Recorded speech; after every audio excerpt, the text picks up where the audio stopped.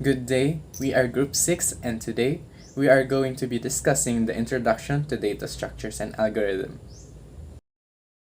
Starting off, first off we have a data types. What is a data type? A data type refers to the kind of data that variables may hold in a programming language, plus the operations automatically provided.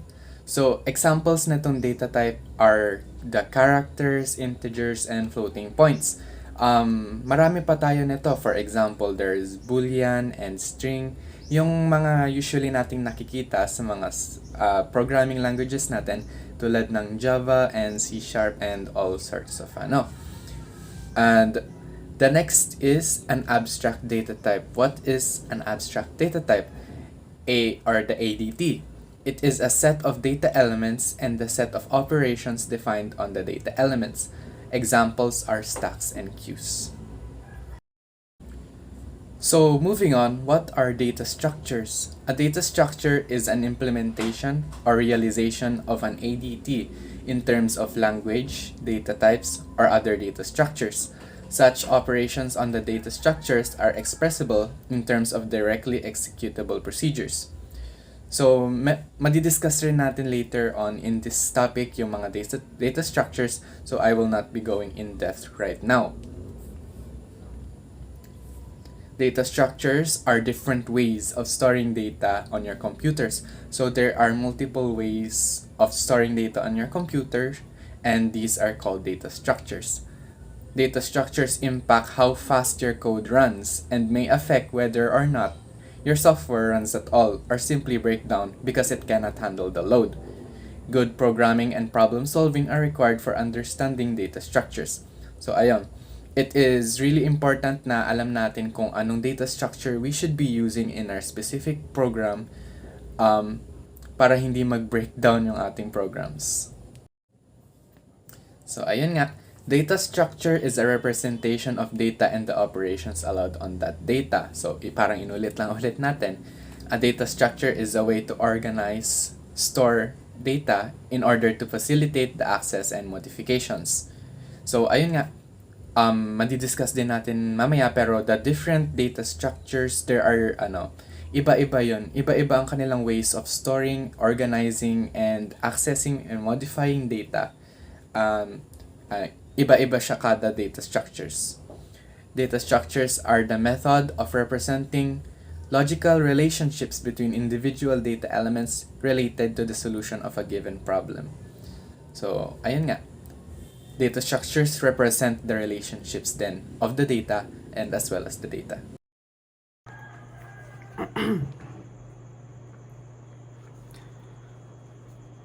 Basic data structure. Now we have here a graph of basic data structure, and it has linear data structures and nonlinear data structures. For the linear data structures, it has array, linked list, stacks, and queues. And for the nonlinear data structures, we have trees, graphs, and hash tables. And now this is the data structures continued. And this is some of the graphs example, like this array, link, list, tree, queue, and stack. Selection of data structure. To choose a particular data model, it depends on two considerations.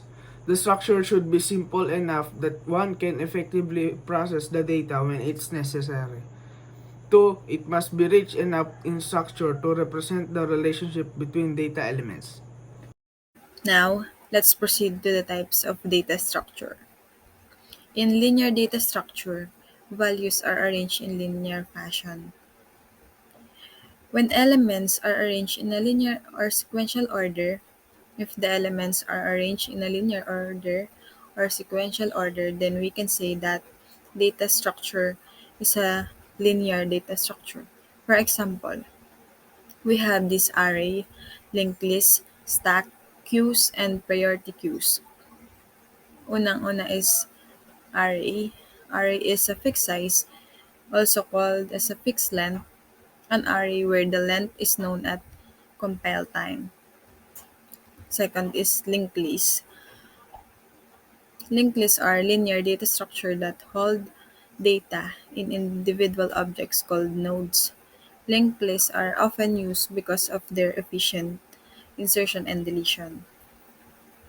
Sa stack naman is the order in which an element added to or removed from a stack is described as last in, first out, referred to by the acronym LIFO. Queue naman is add to back and remove from front. A queue can be defined as an order list which enables insert operation to be performed at one end called rear and delete operations to be performed at another end called front. Also, queue is referred to be as first in, first out list or a FIFO order.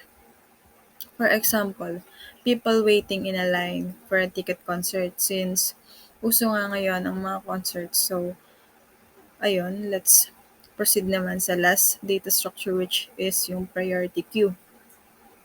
This can add anywhere naman and remove the highest priority. Like example, we have three numbers in the priority queue that are 18, 54, and 3. Then it will arrange three numbers in ascending order that new list will be 54, 18, and 3. That's what priority queue performs. It will delete the element with higher priority before the elements. Let's move on to another topic entitled Abstract Data Type and Data Structure. Let's talk about the definition of ADTs. ADT, Abstract Data Type, stores data and allows various operations on the data to access and change it. Also a mathematical model together with various operations defined on the model. An ADT is a collection of data and associated operations for manipulating that data. Ayan.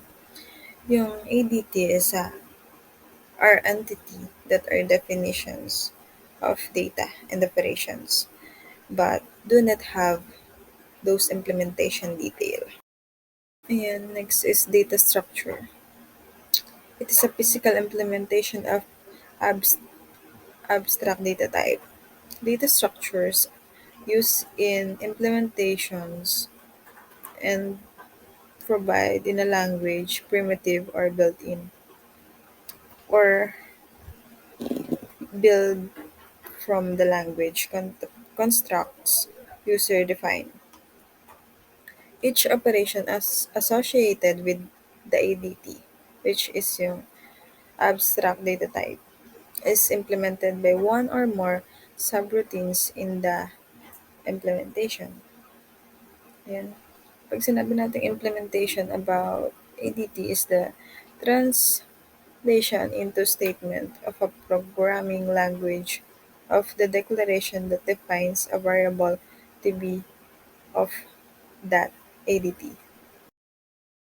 Now, let's proceed to the abstract data type and ADTs support abstractions, encapsulation, and information hiding. Abstraction is the structuring of a problem into well-defined entities by defining their data and operations. The principle of hiding the use data structure and to only provide a well-defined interface is known as the encapsulation, while information just hide informations. Now, for the core operations of ADT. Every collection ADT should provide a way to add an item, remove an item, and find, retrieve, or access an item. Many more possibilities. Is the collection empty? Make the collection empty. Give me a subset of the collection. No single data structures works well for all purposes, and so it's important to know the strengths and limitations of several of the items. Okay, moving on, now we have arrays. An array is an abstract data type whose objects are sequence of elements of the same type, and the two operations performed on it are store and retrieve. We have three types of arrays.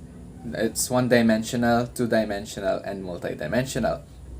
So from the definition of an array, makikita natin na it is a homogeneous data type because same type, elements of the same type, meaning there is only one type of element dito sa ating arrays. And the two operations performed on it are store and retrieve. So we can store things in an array and we can retrieve items in an array.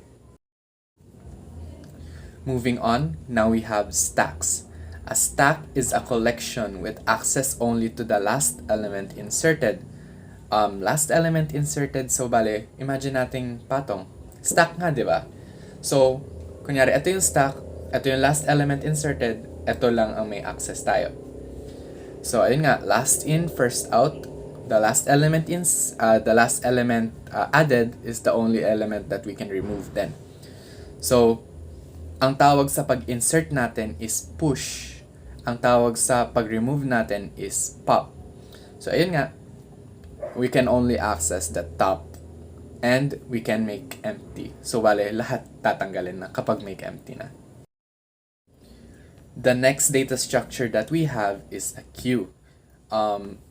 Isipin natin, what is a queue? Di ba para siyang pila sa mga, sabihin natin sa mga restaurant or something, sa canteen, para siyang pila. So, in data structures, a queue is a collection with access only to the item that has been present the longest. So, ayun nga, sa pila, hindi naman lang pinakahuli, siya ang mauunang iserve, di ba? Yung nasa pinakaunahan. Kasi siya yung nandun for the longest. So, ganun din sa queue. Last in, last out. First in, first out. Kapag nandun ka ng matagal, ikaw ang unang isoserve, ikaw ang unang makukuha. And then there are actually a lot of things that you can do sa queue, such as in queue, which is yung insert, dequeue, which is remove, and ayun nga, front. Front lagi ang kinukuha natin sa queue. Ang next nating data structure is a list. So a list is a flexible structure because it can grow and shrink on demand. So nakikita ko dito sa list is para siyang alternative sa array. Kasi ang array, it's only a fixed size. Samantalang ang list, it is flexible and it can grow and shrink on demand. So the elements can be inserted, accessed, and deleted at any position. So halimbawa, pwede kang mag-insert sa second or sa gitna. Pwede rin tayo mag-remove sa huli, pwede rin tayo mag-remove sa unahan, pwede rin sa gitna. And any of the elements can be accessed. The last data structure that we're going to discuss here is the tree. So imagine a tree. A tree is a collection of elements called nodes. So take a look at the illustration, makikita natin yung mga boxes. Ayan yung mga boxes na may lines, they are the nodes. One of the node is distinguished as a root. So makikita natin dun sa illustration pa rin na yung nasa pinakataas, that is the root. Along with a relation or parenthood that places a hierarchical structure on the nodes. So, ang tree data structure natin, meron siyang hierarchy, may parenthood and childhood tayo dito. So take note yung root. So yung root, meron siyang children. Ang children niya are the two that are directly underneath it. Yung two that are directly underneath the root, parent naman nila yung root. So, with that, tuloy-tuloy siya hanggang dun sa ating mga leaf nodes or dun sa nasa mga pinakaibaba. Dynamic memory allocation. Dynamic memory allocation is an alternative to fixed memory allocation in which memory space grows or diminishes during program execution. What are algorithms? They are executed by computers, and it is a set of instructions for solving a problem step by step. And it is a mathematical method of solving a problem, both big and small. And it operates on different data structures and set of instructions for executing them. Examples of algorithm. 1. Find the shortest path. 2. Compare the distance you have traveled. 3. Find the places you can go from home. 4. From each of those places, find all paths. 5. Keep track of the distance you have traveled as you go. And 6. Repeat this process until you get to school. Properties of algorithms. Input, what the algorithm takes in as an input. Output, what the algorithm produces as output. Definiteness, the steps are defined precisely. Correctness, should produce the correct output. Finiteness, the steps required should be finite. Effectiveness solves the problem. And efficiency, in less time, the result is obtained.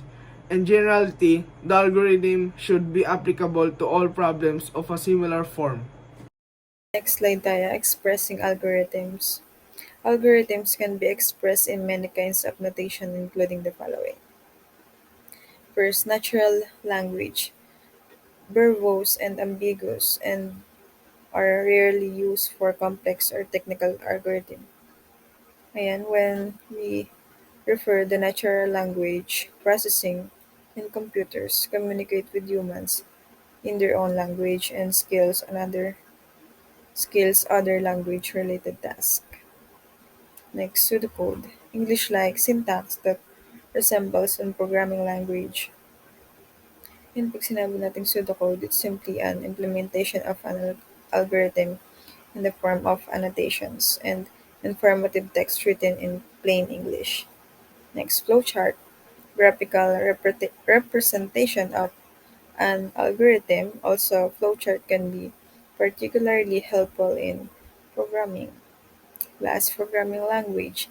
Expressing algorithm in a form that can be executed by a computer or procedure used for solving problem or perform a computation. Criteria of algorithm input. Zero or more input means should have zero or more well-defined inputs. Second is output. Must procedure output means should have one more well-defined outputs and should match the desired output. Third, finiteness must have ending means algorithms must terminate after a finite numbers of steps. Fourth, definiteness, ambiguous and clear means each step of an algorithm must be precisely defined. The action to be carried out must be rigorously, rigorously and ambiguously and specified for each case. Lastly is the effectiveness. Every instruction should be clear. Yes, it should not be complex. Means or it should not contain any unnecessary and redundant steps which would have an algorithm ineffective. Now for the definitions. Number 1. Problem definitions. What is the task to be accomplished? What are the time, space, need, and performance requirements? Lastly, resources needed. Second, algorithm design specification. Describe in natural language, pseudocode diagrams. Follow the criteria input, output, definiteness, finiteness, effectiveness. Third, algorithm analysis. Space complexity, how much space required. Time complexity, how much time does it take to run the algorithm. Often we deal with estimates. Fourth, implementation. Decide on programming language to use. Write clean, well-documented code. Fifth is testing. Use different types of testing appropriate to the output. Conduct series of testing. Integrate feedback from users. Fix bugs. Ensure compatibility across different versions. Lastly, 6. Maintenance. Flowchart graphically depicts the logical steps to carry out a task and show how the steps relates to each other. Pseudocode uses English-like phrases with some visual basic terms to outline the program. The last topic that we're going to discuss are flowcharts. So, what are flowcharts? A flowchart is a picture or a graphical representation of the problem-solving process. a flowchart gives a step-by-step procedure for the solution of a problem. So, alam na naman natin ang flowcharts, yun yung parang the flow of what you're supposed to be doing to solve a problem. So, it's a graphical representation. Mas mabilis siyang maintindihan compared sa kapag ililista mo lang yung mga steps to solving a problem. The elements of a flowchart, they are various geometrical shaped boxes which represent the steps of the solution. So, kung pag-aaralan nga natin na maigi ang mga flowcharts or actually just visually, makikita natin na ang elements ng flowchart is mga shapes lang. So, mga ellipses, circles, rectangles, makikita natin na those are the elements of a flowchart. The boxes are connected by directional arrows to show the flow of the solution. So, yun nga, essential ang arrows because they show the flow of the flowchart. And the boxes, they are the processes.